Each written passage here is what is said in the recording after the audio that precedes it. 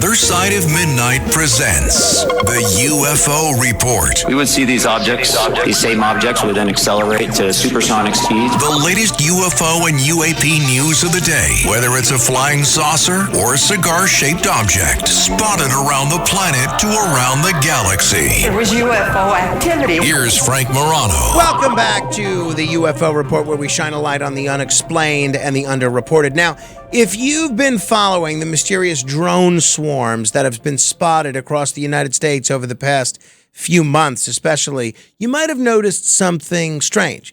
They've all but vanished from the headlines, but that doesn't mean they've vanished from our skies.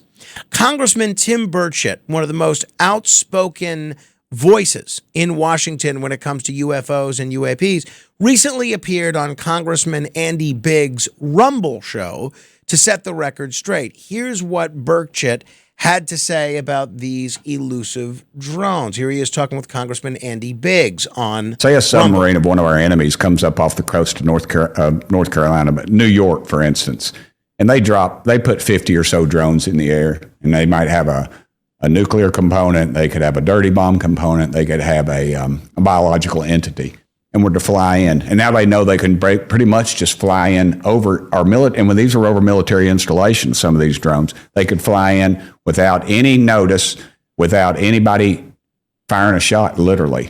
And they know they can do that.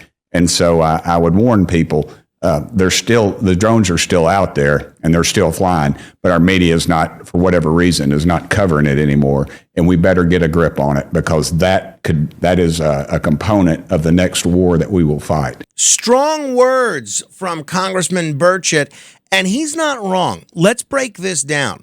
The drone sightings began grabbing attention in early 2020 with reports of large formations flying in grid-like patterns over rural Colorado, Nebraska, Kansas. Witnesses described them as precise, coordinated, and eerily silent.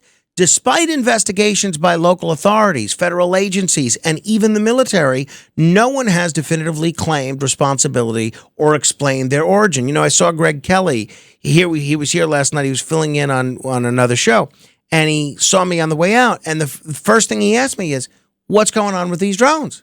Now, Congressman Burchett is raising an alarming point. These drones might not just be mysterious. They could be a harbinger of modern warfare. I have no idea. Maybe. Are they reconnaissance tools? Are they prototypes for advanced weaponry? Or something entirely different?